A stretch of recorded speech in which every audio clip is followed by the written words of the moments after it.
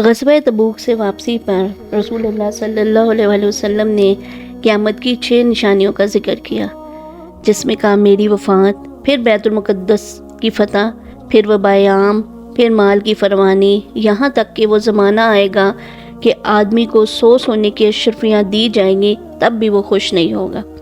फिर वो फितना जिससे अरब का कोई घर नहीं बचेगा। फिर मुसलमानों और रूमियों के दरमियान सुलह होगी। फिर वो बेवफाई करेंगे और 80 झंडों के मातहत तुम पर चढ़ाई करेंगे। हर झंडे के मातहत 12,000 का लश्कर होगा। गालिबन ये हज़ूर सल्लल्लाहु अलैहि वसल्लम ने तमाम हालात जो कि आज कल रोनुमा हो चुके हैं, यानी वो वबाए आम जिसको कोरोना का नाम दिया गया, माल की फरमानी जिससे इंसान का पेट नहीं भर रहा, फितना और दज्जाल, यानी कि एक हमारे घर में जो उनकी सकाफत, मोबाइल, हर चीज़ हमारे यहाँ पे बहुत ज़्यादा हो चुका है। और फिर मुसलमान और रूमियों के दरमियान सुलह भी हुई, और इसके बाद अब उन्होंने सुलह के नतीजे में जो बेवफाई की हमारे साथ, यानी कि उन्होंने आहिस्ता आहिस्ता हमारे तमाम इलाकों पर कब्ज़ा किया।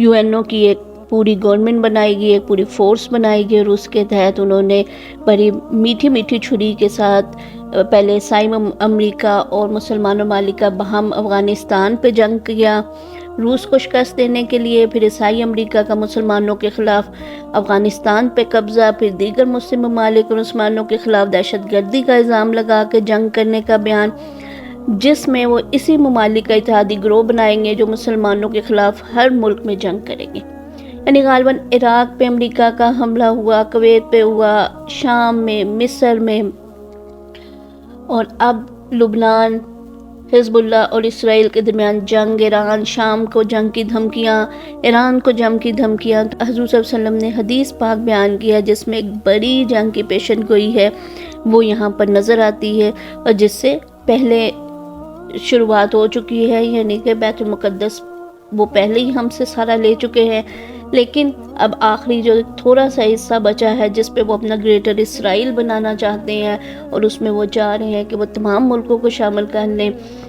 तो उन तमाम मुल्कों को भी शामिल करके वो आपके साथ जो है गद्दारी करके, आपके पीठ में छुरा घोंप के, आपसे आपके इलाके लेके, आपसे आपका इस्लाम लेके आपको आगे हाँक रहे हैं, पीछे वो खुद हैं। मैं हूँ हुदा और आप देख रहे हैं the true lovers of Mohammad. मेरे साथ रहिए, मेरे पेज को लाइक कर दें, सब्सक्राइब कर दें, ताकि हम आखिर तक तमाम हालात को जान सकें। आपको बताती चलूँ कि ये सारा मवाद जो इस वीडियो में शेयर हो रहा है वो जयद उल्मा ने, जिन्होंने अरबी से उर्दू में तराजम किए हुए थे, उनसे लिया गया है, और कोई भी फेक इन्फॉर्मेशन जो है वो इंटरनेट से नहीं कलेक्ट की गई। तो हम जी अपनी पिछली वीडियो में पहुँचे थे 22 अप्रैल 571 ईस्वी को अल्लाह ताला के प्यारे नबी सल्लल्लाहु अलैहि वसल्लम की पैदाइश होती है, और 21 रमज़ान मुबारक यानी 6-10 ईस्वी को उनको पहली वही गारे हिरा में नाज़िल होती है, और पहली वही के बाद उनकी नबूवत का आगाज़ होता है। 6-14 ईस्वी को दूसरी साइड पे जहाँ पे बैतुल मुक़द्दस था, वहाँ पर इस वक्त ईरानियों का कब्ज़ा था। काफ़ी साल तकरीबन जब ईसाइयों की हुकूमत वहाँ पे रही, तो उसके बाद उनसे ईरानियों ने ले लिया था, और वहाँ पे इस वक्त 3 फ़िरके बने हुए थे, एक यहूदियों का था, एक ईसाइयों का था, और एक मुसलमानों का था, और दोनों ने अपना अपना किबला जो है वो अलग किया हुआ था। इसके बाद हज़ूर अकरम सल्लल्लाहु अलैहि वसल्लम को 27 रजब 621 हिजरी को मिराज का वाक़या पेश आता है। आप बैतुल मुक़द्दस के ऊपर आसमानों पे सैर करते हैं, वहाँ पे नबियों की इमामत कराते हैं। एक हदीस के मुताबिक आपने फरमाया कि जिस वक़्त मैं बैतुल मुक़द्दस के ऊपर से गुज़र रहा था तो मुझको हज़रत मूसा अलैहिस्सलाम की कब्र मुबारक दिखाई गई, और आप उसमें उस वक़्त नमाज अदा कर रहे थे। ये हज़रत मूसा की उस दुआ के नतीजे में थी जो उन्होंने कहा था कि मुझे बैतुल मुक़द्दस के करीब मेरी मौत वाक़या हो, तो इस तरह उनकी जो कब्र मुबारक थी वो वहाँ पे वाक़या है। इसके बाद हम मदीना तशरीफ़ ले आते हैं। ये 6-22 ईस्वी का वाक़या है। इसके बाद हमारा हिजरी साल भी शुरू हो जाते हैं। 6-24 को तहवील किबला का हुक्म आ जाता है, यानी कि आपने बैतुल मुक़द्दस जो 16 से 17 साल उस साइड पे नमाज़ पढ़ाई थी, अब आपको बैतुल मुक़द्दस की तरफ नमाज़ पढ़ाने का हुक्म जो है वो मुअत्तल करके, जो आर्जी तौर पर दिया गया था, उसकी जगह खाना काबा की तरफ नमाज़ पढ़ाने का हुक्म आ गया।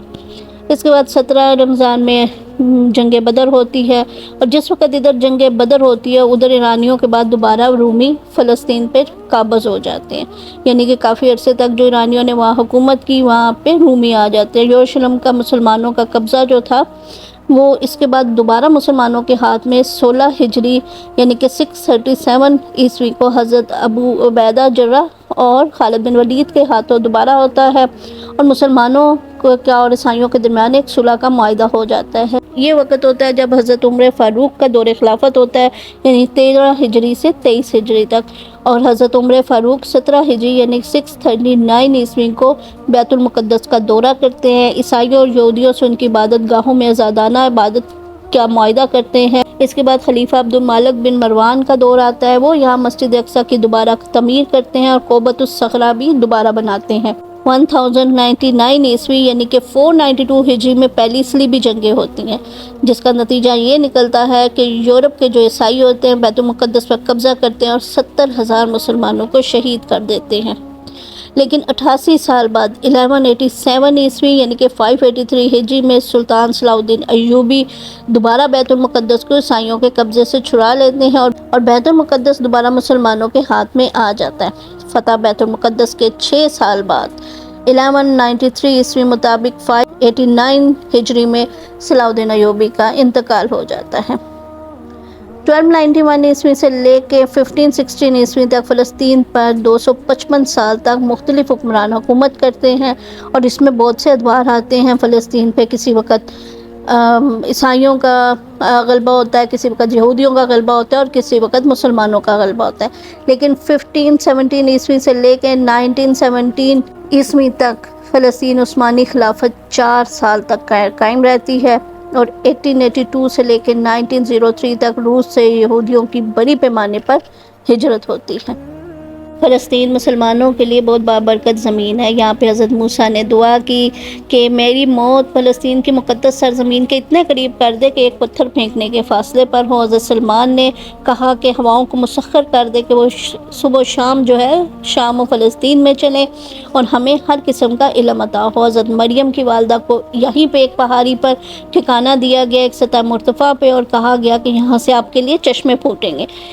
اس کے علاوہ جب ولادت ہوئی تھی تو شام کے محلات روشن ہو جانا، پھر اس کے بعد اے نبی صلی اللہ علیہ وسلم ہم آپ کو گواہی دینے والا، خوشخبری بنانے والا اور اللہ کے حکم سے آپ کی طرف بلانے والا روشن چراغ، یعنی کہ ان کو ایک روشن چراغ کہا گیا۔ اور اس کے علاوہ رسول اللہ صلی اللہ علیہ وسلم کی ایک اور حدیث ہے کہ شام و فلسطین پر جو ہے رحمان کے فرشتے اپنے پر پھیلائے ہوئے ہیں۔ اس کے علاوہ رسول اللہ صلی اللہ علیہ وسلم نے ترغیب کی کہ شام میں رہائش اختیار کرو کیونکہ اللہ کے پسندیدہ بندے یہیں پر جمع ہوں گے۔ حضرت عبداللہ بن عمر فرماتے ہیں کہ ان کی ایک آزاد کردہ لونڈی ان کے پاس ہے، ان سے کہنے لگی میں گردش زمانے کی شکار ہوں، عراق جانا چاہتی ہوں۔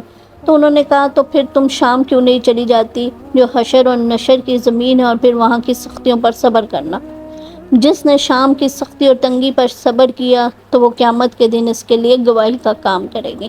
اب ہم ان تمام محرکات اور ادوار کا جائزہ لے لیتے ہیں جس کے تحت آج ہم فلسطین سے کوسوں دور ہیں۔ تھیوڈور ہیرزل نے 1897 میں ایک کتاب لکھی، اس کا تعلق ایک سیاسی جماعت سے تھا۔ یہ آسٹریا کا ایک یہودی تھا جس نے کتاب یہودیوں کے ریاست یعنی کہ دا جوئش اسٹیٹ لکھی، اور اس وقت سوئٹزرلینڈ میں پہلی صہیونی کانگریس ہوئی یعنی کہ دا زائونسٹ کانگریس فرسٹ۔ تھیوڈور ہیرزل نے وفات پائی جب تو 1904 تھا، یعنی کہ اگر ہم پاکستان کے حالات کو دیکھیں تو اس وقت یہاں پر بھی مسلم لیگ اور کانگریس کے درمیان کشمکش جاری تھی، اور دوسری سائڈ پہ ہم اپنے سلطنت عثمانیہ یعنی کہ خلافت عثمانیہ کا دفاع کرنے میں بھی ناکام تھے۔ 1904 سے 1914 تک روس اور پولینڈ سے یہودی فلسطین آتے رہے۔ 400 سال عثمانی حکومت کا خاتمہ ہو گیا اور انگریزوں کا عمل دخل شروع ہو گیا، جس طرح انگریز یہاں پر عمل دخل شروع کر چکے تھے۔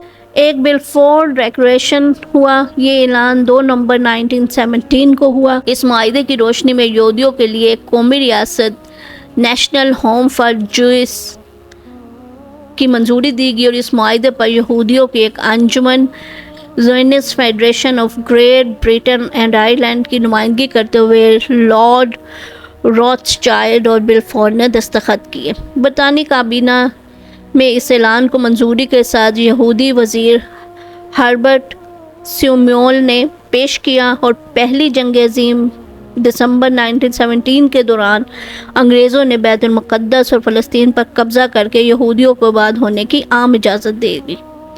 پہلی جنگ عظیم یعنی فرسٹ ورلڈ وار 1914 سے 1918 تک جاری رہی اور 1918 سے 1948 تک فلسطین پر برطانوی حکومت کی اجاداری رہی۔ 1919 سے 1923 تک روس سے تیسری مرتبہ بڑے پیمانے پر یہودیوں نے ہجرت کی۔ خلافت عثمانیہ کا 1922 میں خاتمہ ہو چکا تھا اور جیمز بلفورڈ نے اس وقت کی وفات پائی۔ یہ شخص 1902 سے 1905 تک برطانیہ کا وزیر اعظم رہا اور وزیر خارجہ بھی، اور وزیر خارجہ کی حیثیت سے اس بلفورڈ نے جس معاہدے پر دستخط کیے، اس کی اس شرارت کی وجہ سے آج تک یعنی کہ 2023 تک فلسطین کے مسلمان دربدر ہو رہے ہیں۔ اس کے نتیجے میں جس تحریک نے جنم لیا اسے زیونس یعنی صہیونیت کہتے ہیں، اور اسی کی صہیونی فوجیں آج فلسطین پر بم گرا رہی ہیں، آج فلسطین کے معصوم بچوں کو شہید کر رہی ہیں، ان پر ظلم و ستم کے پہاڑ توڑ رہی ہیں، اور ان کا سب سے بڑا مشن یہ ہے کہ انہوں نے فلسطین کو نیست و نابود کر دینا ہے، اسے ختم کر دینا ہے اور اس کی جگہ اپنا اسرائیل یعنی کہ گریٹ اسرائیل بنانا۔ 1933 کے بعد ہٹلر نے یہودیوں کو مکمل طور پہ کچل دیا۔ یہود و نصارہ کی سازش کے تحت نومبر 1947 میں اقوام متحدہ کی جنرل اسمبلی نے دھاندلی سے کام لیتے ہوئے فلسطین اور عربوں اور یہودیوں میں تقسیم کر دیا، اور اقوام متحدہ نے فلسطین تقسیم کرنے کا فیصلہ کیا۔ 31 سالہ برطانوی اقتدار 1917 سے 1948 تک ختم ہوگا اور آزاد اسرائیلی حکومت قائم ہوگی۔ یہ وہ وقت تھا جب اس سائٹ پہ 1947 یعنی کہ اگست 1947 میں پاکستان مارز وجود میں آ چکا تھا، اور اس کے بعد جب 1948 میں آزاد اسرائیل کو بنایا گیا تو سب سے پہلے قائد اعظم نے اس کی مخالفت کی، اور انہوں نے کہا کہ ہم بالکل اسرائیل کو تسلیم نہیں کریں گے، اور آج تک پاکستانی پاسپورٹ پہ اسرائیل جانے کا ویزا نہیں لگ سکتا۔ اور جب 14 مئی 1948 کو یہودیوں نے اسرائیل کے قیام کا اعلان کیا تو پہلی عرب اسرائیل جنگ چھڑ گئی، اور اس جنگ کے نتیجے میں اسرائیلی فلسطین کے 75% رقبے پر قابض ہوں گے، یعنی کہ عربوں کو شکست ہوئی اور وہ کافی حد تک قابض ہو گئے۔ صرف یروشلم یعنی کہ بیت المقدس اور ویسٹ بینک غرب اردن یعنی جارڈن کے علاقوں میں آ گیا، باقی سب کچھ جو ہے وہ ان کے پاس چلا گیا، اسرائیل والوں کے پاس۔ مصر کے صدر جمال عبد الناصر نے نئے سوئس کو قومی تحویل میں لیا تو اسرائیل نے غزہ کی پٹی اور جزیرہ نمائی سینا پر بھی قبضہ کر لیا۔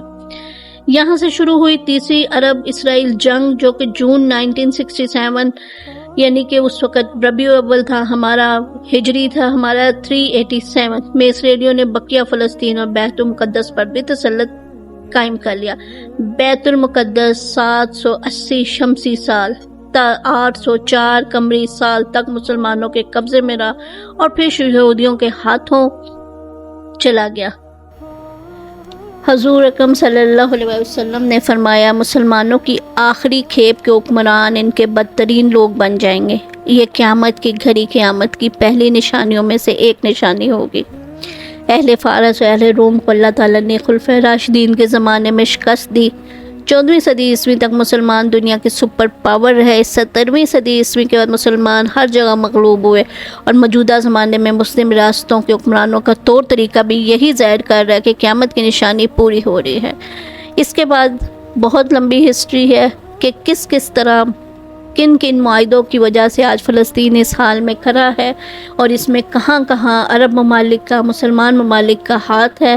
تو اس پوری ہسٹری کو جاننے کے لیے آپ میرے ساتھ جڑے رہے ہیں، کیونکہ ایک ویڈیو بہت لمبی ہو جائے تو آپ لوگ بھی دیکھنے سے بور ہو جائیں گے۔